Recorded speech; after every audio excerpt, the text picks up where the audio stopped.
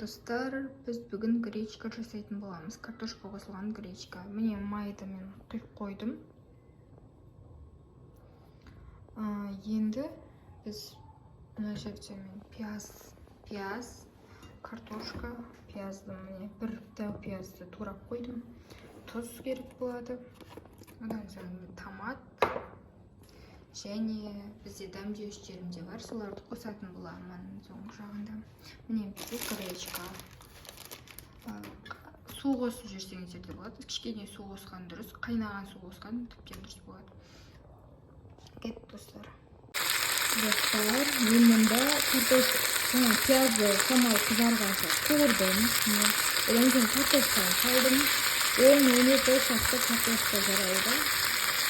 Және кім көп салмағанша да олақса өз қалаларыңызға байланысты. Енді келесіде томатты қосамын.